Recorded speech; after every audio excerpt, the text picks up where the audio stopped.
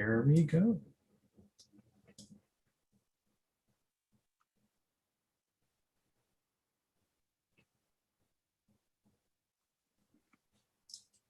Hi, everyone. Congratulations on a job well done for the fifth domain. Fifth domain and NetForce fifth dimension capture flag. We're really excited to have everyone here. And wow, what a competition. Hi, everyone. Congratulations on well done. So here we are here for closing ceremonies. And well, I'm pleased, I'm delighted and pleased to introduce our keynote speaker, Jimmy Saunders. Jimmy Saunders is a really good friend of ours here in Los Angeles, and he's gonna be delivering the closing keynote. I know you want the scores and everything, but hang on. We're just gonna hold you a little bit longer on this while Jimmy gives the keynote. So Jimmy, go ahead and you can take it away from here. Perfect. And first I want to thank Josh, NetForce, and Fifth Domain for the sponsorship of this event. Events like this is what we need to ensure that the security pipeline is being filled with amazing, talented security leaders. And with that, I'll do a brief presentation. I know you're looking forward to your awards, and I'll try my best not to hold you back too much.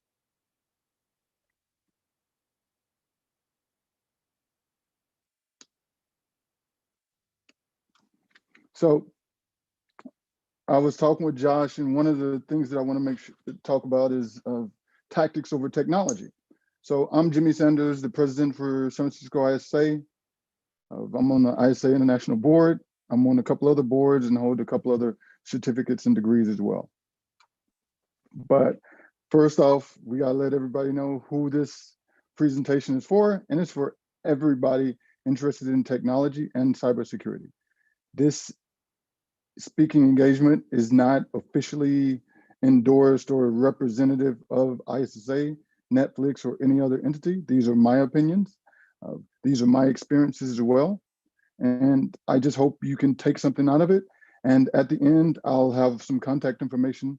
Please reach out to me with any questions, concerns, or if you have any debatable points, I'm always willing to listen to them. So first, this slide means something to me because it shows the associations and the organizations that I'm currently affiliated with. There are many other organizations that I'm affiliated with or I've worked at. For instance, I used to work at Samsung. I used to work at SAP. Currently, I run the security for Netflix DVD or DVD.com. Netflix is an amazing company. ISSA, I'm currently the president for the San Francisco chapter. Amazing organization, and that's how I know Josh and Richard as well, because of working with ISSA LA. It's an amazing organization. And if you don't know about ISSA, I would encourage you to reach out to Josh. You can also reach out to me because we have opportunities for membership for students as well as security practitioners in any endeavor that you choose. So with that being said, one of the things that Josh and I were bouncing around in terms of talking is I always am appreciative of what I'm doing today and my position that I am. It's easy to get to a certain position. I call it peacocking, where people think that they're in such a great job or they're a great role, and they don't appreciate, where they come from, the humble beginnings that many of us come from, especially for me. And one of the things that also happens, even when you get there, is you can discover that you feel like you have imposter syndrome. Do I really belong? Should I really be working at this job? Do I have the talent?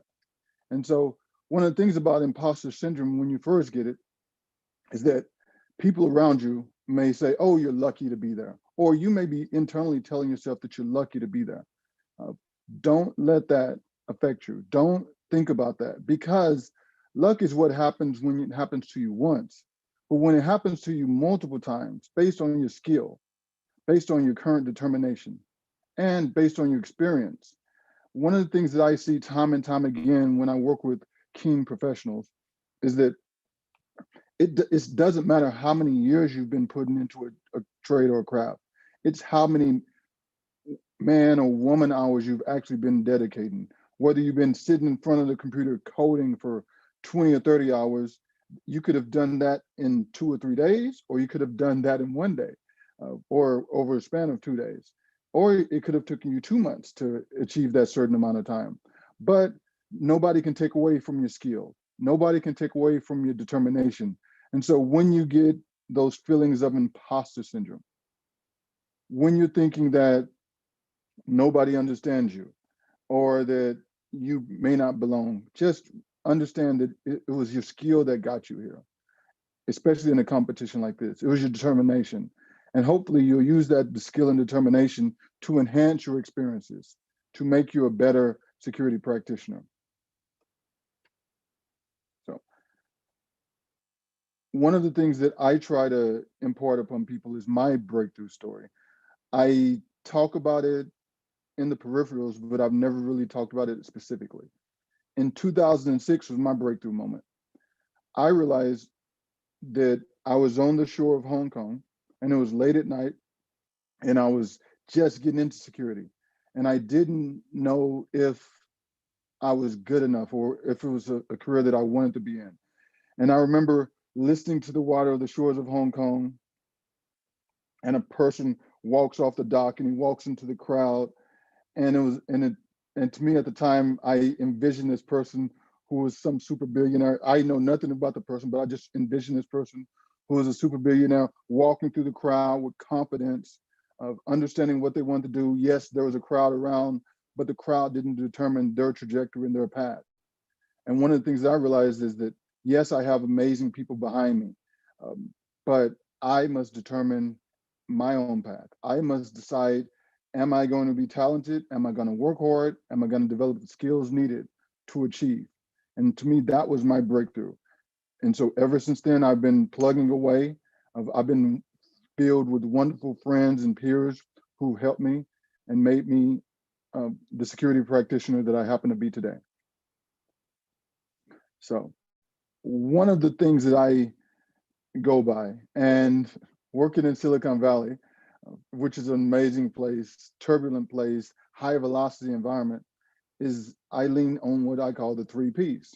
And so as I explain them to you, I'll ask you, which one are you? First, you can be a peer.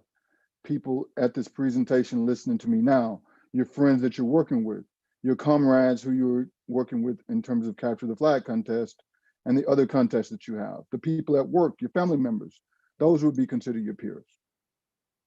Predators. Now, predators would mean, are you the aggressor? Are you the one taking charge? A predator in security terms may be a hacker, or it may be the defense person actually doing things to mitigate and stop the hacker or the attacker. I don't even want to call them hackers because hackers are good people. So are you a peer? Or you're a predator? And obviously the last one, are you prey? Are you the victim? Are you living your life like a victim? Are you working in your job like a victim, where you come in or you're doing your role and you're fending off these attacks, or you're getting attacked and you don't know what to do about it?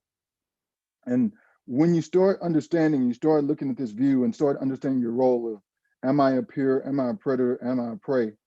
Hopefully we're all either peers or predators in this scenario. We're trying our best to ensure that we're achieving a certain velocity in terms of our improvement, our ability to scale ourselves and improve the peers around us so that we don't fall prey.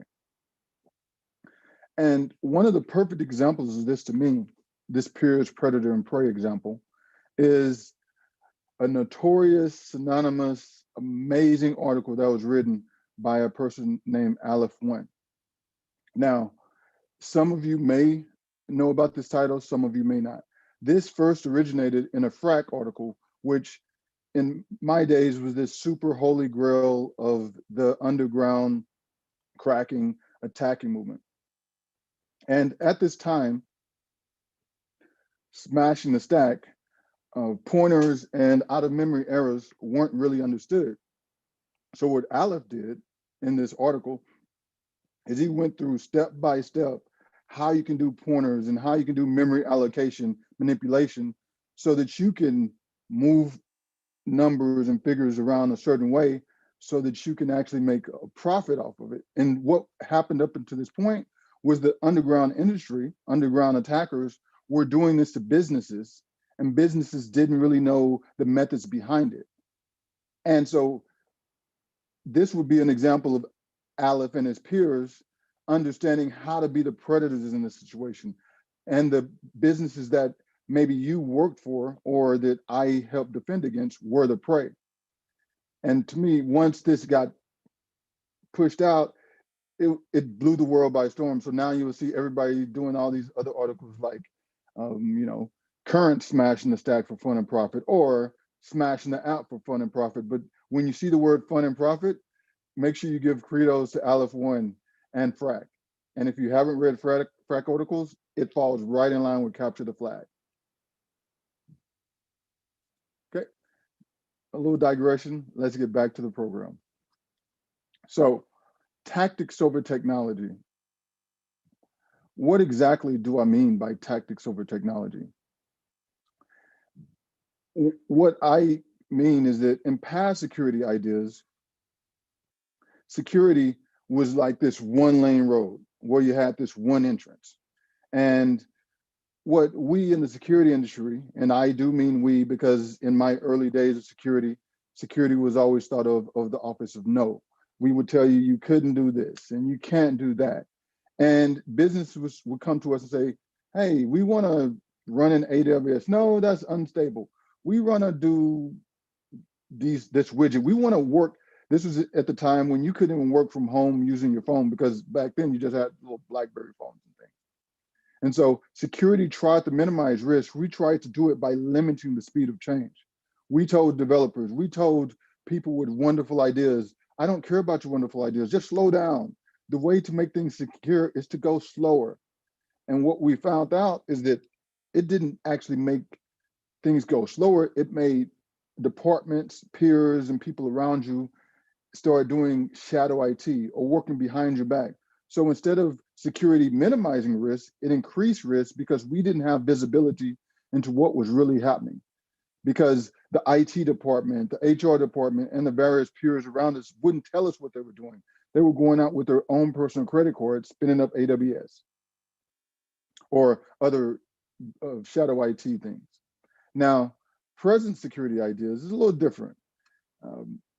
One of the things, especially in Silicon Valley and current security practices that we try to adhere to, is this right here. So instead of having just that one single road, we have multiple lanes.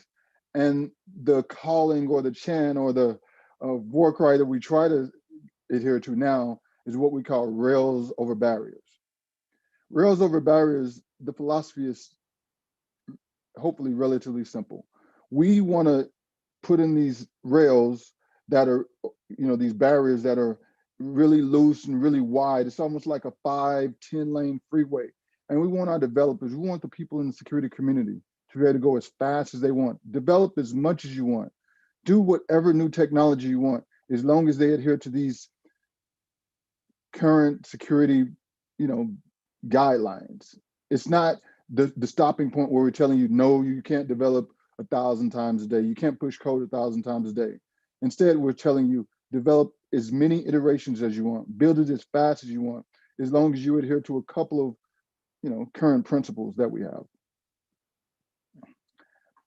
One of the other things about, working in security and in terms of tactics over technology that happened to me was when I joined DVD.com. We have this motto, we call it freedom responsibility.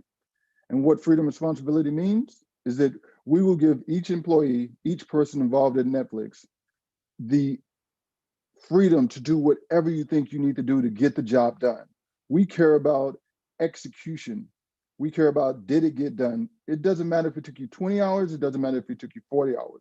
We care about execution and the deliverable of results, but we'll also hold you responsible for that. So imagine me coming to a job thinking that I'm super good at security, I'm this, security guru, and they tell me, Jimmy, if somebody comes to you and says they need admin access to this box, you need to give them admin access to the box, because we give each employee the freedom and to do what they need because we think that we're hiring somebody of expertise caliber, but we'll hold them responsible when something goes wrong. So what I had to do is I had to reevaluate the way I thought about security. So instead of always stopping people from doing things, I had to work to ensure that I enabled people to do things in a way that even if something did go wrong, it wouldn't make us lose the form. It wouldn't make a silver bullet where a vulnerability would make everything go down. And so that totally took my security paradigm and shifted it 360 degrees. So one of the things that I had to do about that is because security is always evolving, is I incorporate this process where I said, security changes too much. We're just gonna start doing changes or testing out new products every month. A new security product, we're gonna think about our security gaps and we're gonna say, okay, let's bring in these multiple vendors and let's try them out, because you never know what's the next great security idea or what's the next great security product. One of the things that did for me and the team, and I would advocate other people who are listening to this to think about, is it increased a certain level of agility. Now we can switch out firewalls, switch out devices and not think anything of it because we're always changing. The other thing that it does, it exposes the employees and the practitioners to experience. They get the experience and play and execute and work on new toys, new techniques, new ideas and new products so that they're staying sharp. We're staying at the pointy end of the spear. And so talking about Silicon Valley, talking about security practices, I wouldn't do a service if I didn't talk about what the current coolness kind of looks like. So first, modularization. When first started security practices, first started development practices, everything was monolithic code.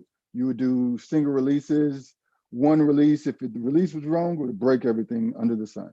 Now we make sure everything is modularized. So if one piece of a module breaks, it doesn't break the entire platform. Fail fast. This is a big one because there are so many widgets, so many third-party libraries, so many things that are happening on sites, happening in applications, that if something failed and you couldn't recover fast, you would have a terrible customer experience. And from a customer experience, I mean your employees as well as your paying customers if you happen to be in that environment. So one of the things that we intentionally build in is resilience, fail fast. Ensure that you have backup plans, you have high availability, so that when things do go wrong, which they will go wrong, you have the ability to recover quickly. Automated red team. For instance, you're currently doing a capture the flag where you're a manual red team.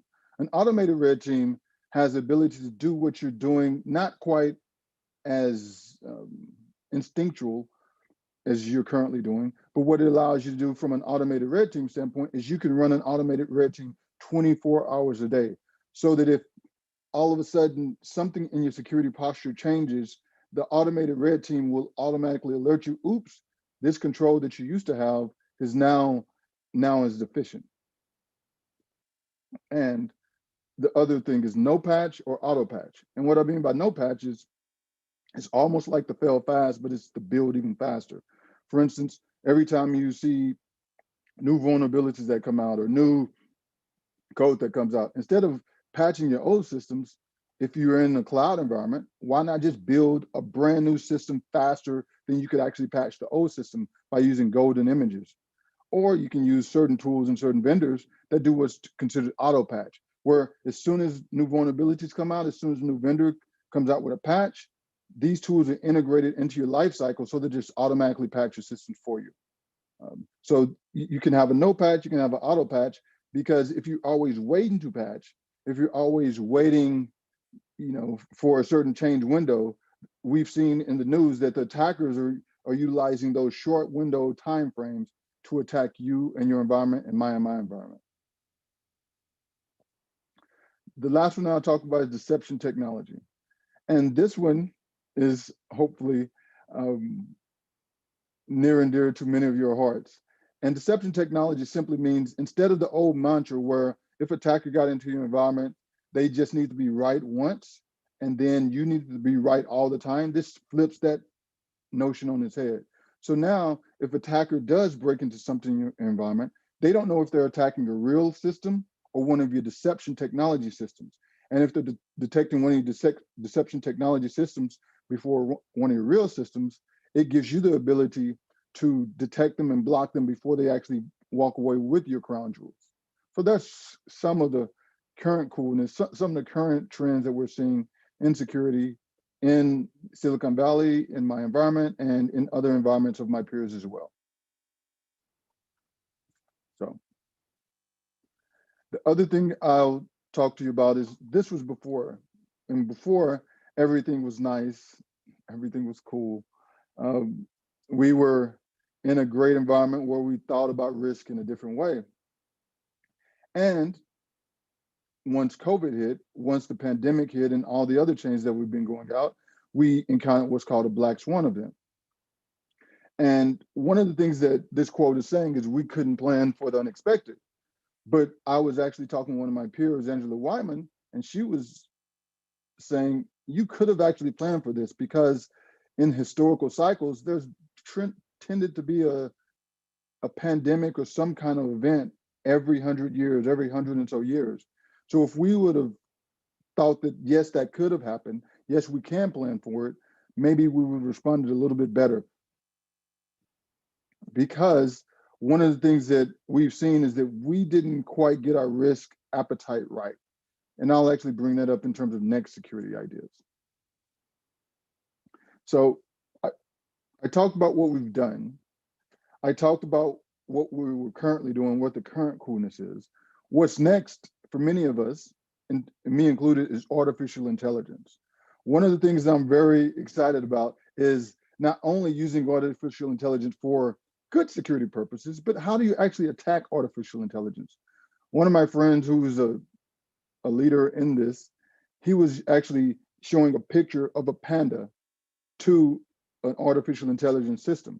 And to everybody with regular eyes, you thought this was just a regular panda, but he had embedded certain code into it. So the artificial intelligence system thought that it was some kind of malicious thing and it made it do things. There are other ways to attack artificial intelligence. So yes, artificial intelligence has a lot of great things going for it, but we always know, we know that the same way things can do good security, you can also train it to bad security. And once artificial intelligence gets embedded in and we start making decisions based on that, how do we know that those decisions are verifiable? Because true artificial intelligence doesn't think like a human. If the artificial intelligence actually thinks like a human, don't call that artificial intelligence. That's machine learning. Artificial intelligence comes up with its own deductive reasoning, its own thought process in its own ways that a human may not quite comprehend. And the other coolness that I like to work on and that I'm working on is the big data of what I consider threat forecasting. And that concept is hopefully relatively easy to explain. If we can have enough data to have meteorologists say, oh, it's a 60% chance of rain today, or the stock price for DVD.com is going to go up 20% in the next 2 months. Hopefully with enough data, with enough dark web data, on interweb data, and just historical data, we're able to say the month of November tends to be a 60% chance to get more phishing attacks. And so that way we don't have to treat all security the same. If we know that this month we're going to have a higher likelihood of a certain type of attack, why not shift our revenue so that we're actually improving that sector of our business, that sector of our protection scheme? That is my example of threat forecasting. And that is the thing that I'm currently working on and other of my peers are working on as well, so that we are able to get a slight head start on what the attackers are doing. And we're getting more evidence and more mitigating controls to stop them before they even get started. So one of the things about this, though, is that all ideas are welcome. Because one of the things that I'm very devoted to is increased diversity. To me, increased diversity would stop a lot of the groupthink that we're currently having, because when you start seeing everybody practicing security the same way, or everybody doing the same type of attacks, or everybody using this vendor because they happen to be in the super magic quadrant. That doesn't make us more secure. It actually makes us less secure, because if an attacker can figure out, oh, everybody's using this product X, and this product X is vulnerable to this, then I can just go through and clean everybody out. So increase diversity in thought, increase diversity in personnel, and increase diversity in background. Because just because you don't necessarily have a technical background doesn't mean there isn't a place for you in cybersecurity and technology. Impactful risk. One of the things that me and many of my peers witnessed during the COVID era that's currently going on is our risk evaluation was off kilter. We thought that working from home would increase our risk exposure by 1,000%. We couldn't work from home all the time. You had to be in the office, you had to be in the data center, you had to be, physically in the desk. And yes, it did raise our risk some, but it didn't raise it as much as we thought it did.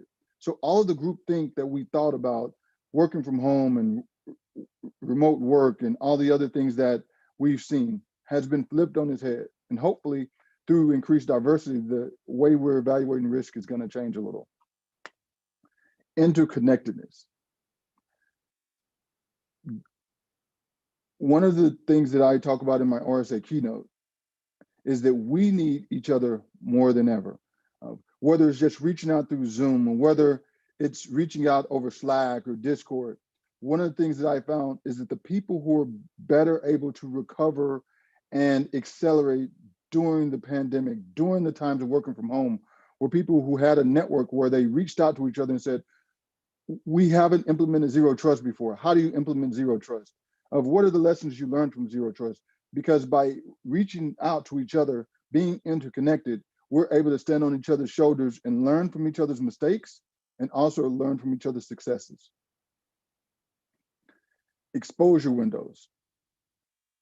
This has been greatly exacerbated in the COVID era. And what I mean by exposure windows is the time when an attacker discovers a vulnerability and a vendor, third party, or product comes out with a patch for that. And these exposure windows are getting shorter, but the exploitation window is getting even shorter. We see, I knew about many vulnerabilities that weren't publicly disclosed, that attackers were utilizing, that was just blowing my mind. And so we, the security community, definitely need to address our exposure window so that when the next vulnerability comes out, we're not running and scrambling to patch to recover, because we don't want to see some VPN attack take down our entire environment. Hopefully we're building security in layers, we're developing, defense in depth so that one single attack doesn't make everything crumble. So with that being said, I want to obviously thank, my peers, ISSA and everybody, because at the end of the day, the only thing that we really care about is ensuring that we have the best of breed security practices. So I always try to leave off with something about one of the big questions that many people always ask is, Jimmy, what's your favorite Netflix movie and why is that? And to me, this scene categorizes the tactics over technology and the thought process and the confidence in yourself. So if you don't know about this slide or this presentation, this is Altered Carbon. And in the scene, this lady is an AI or a machine or a person inside of his head. And in Altered Carbon, your soul is actually a computer chip. And so his soul is on a computer chip that's implanted into a computer. And so the computer is battling him inside of his own mind. And the goal of this lesson is he has to learn to defeat the enemy within his own mind to escape and to develop the tools and tactics so that when other people invade your mind, you're able to overcome that because you're the king of your domain. And to me, that is the predator or the prey inside your own mind and inside your own practices. Because when an attacker is attacking you, when they're in your environment, are you going to be the prey where you're falling victim to their attacks, where you haven't implemented security and controls, you can't detect them, you're waiting for the latest patch window because that's the only thing you got to save you? Or are you going to be the predator that implements new age technologies, new age tools, so that you can overcome certain issues, so that it's not a silver bullet that takes you down? It's not one vulnerability that takes you down. It has to be a chain of vulnerabilities time and time again that actually takes you down. And so with that, I want to thank everybody for listening to me talk. Hopefully I didn't take too long because I know you're looking for your results.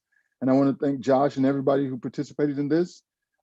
And please reach out, ask me questions, and I'll be here. Thank you.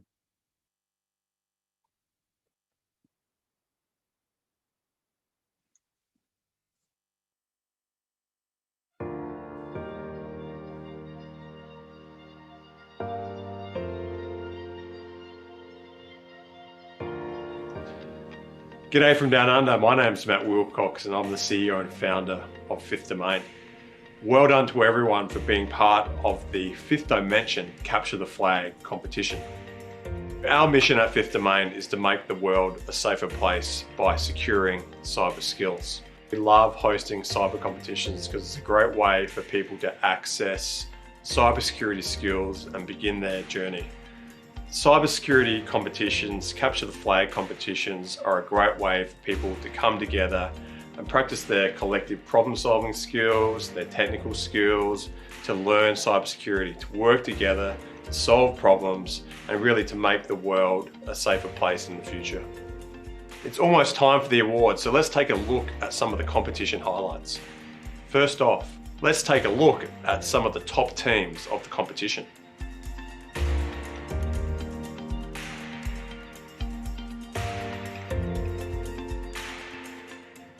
And now let's look at the individual players who were the first to unlock the most challenges.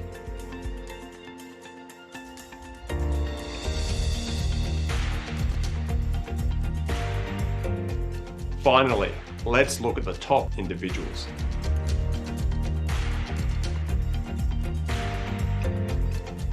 Congratulations to those individuals.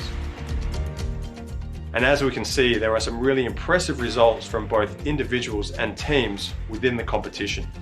And well done to all the mentors and coaches as well. And lastly but not least, thanks to Josh and all the crew and NetForce for allowing Fifth Domain to be part of this event.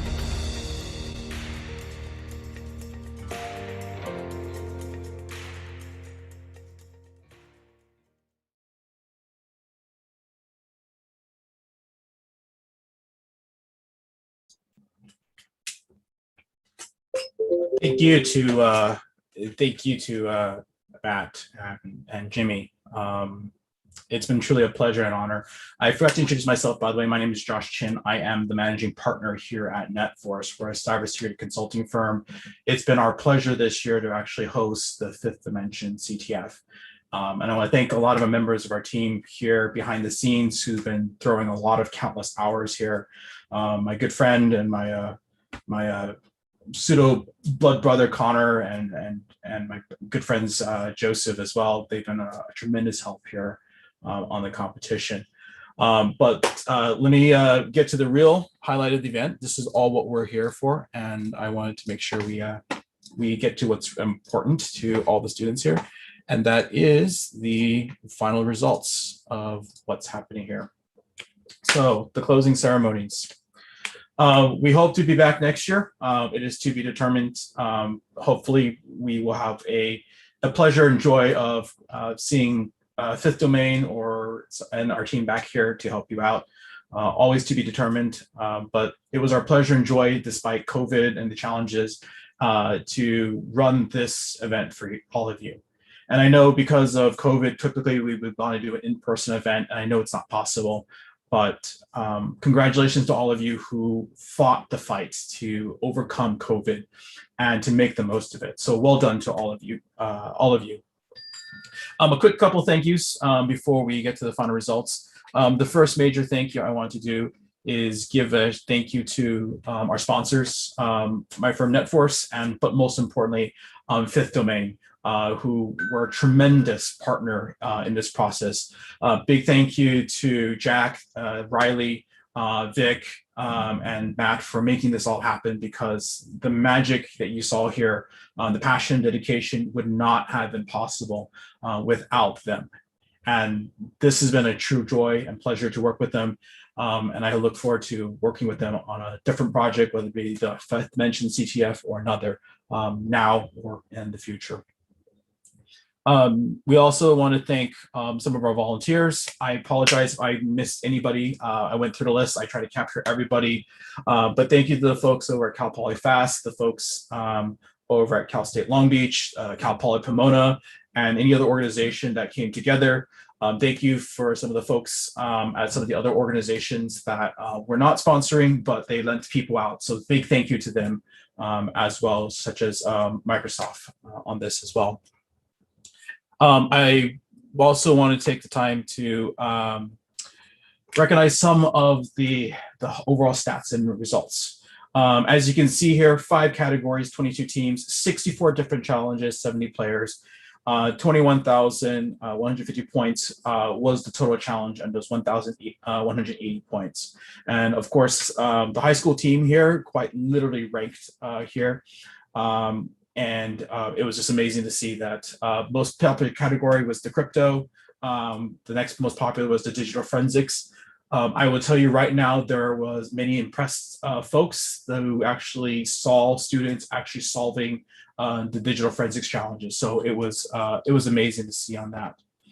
And now, congratulations to the 4th place team, Team 18, Charles from Miracosta High, Eric V from Oxford Academy, and Justin S from Flint Ridge Preparatory. 3rd place winner is Team 20, Rohan J from Del Norte High School, Sydney D from Northwood High School, and Boris H from Bishop Amat High School. 2nd place goes to Team 9, Amina from Bishop Amat High School. I apologize, I butchered your name, Kiao from Cyber Aegis, and Vivian Y from Canyon Crest Academy. And of course, last but not least, the upset that we were hinting at from yesterday, the upset came literally as a dark horse on the last final second and irked by 100 points. It goes to Team 16. Actually, I apologize, I butchered your name. From Del Norte High School, Rhea J from Oxford Academy, and Tristan O from Bishop Amat High School. So congratulations to every one of you. This has been a tremendous opportunity and joy to actually help everyone here try something new, try something different. And I hope this is something that you all enjoy. Here's the final major score from the top 10 teams. And as you can see here, it was literally a hair nail biter. I mean, literally from the last seconds as we were watching the scoreboard, literally that one slight moment just at the very, very last 15, 20 minutes, Team 16 shot to the top. So it was very close, and congratulations to every one of you. So with that, thank you again. Thank you for the opportunity to serve you, to help teach you, to help guide you, to encourage one another. And I hope to see everyone at a future CTF, whether it be here or another event. With that, have a blessed week. For those of you who have midterms, finals, SATs, ACTs, AP exams, good providence, study hard. And in the words of a good friend of mine, stay healthy, test negative, stay positive. Wish you all the best. Thank you again. Take care.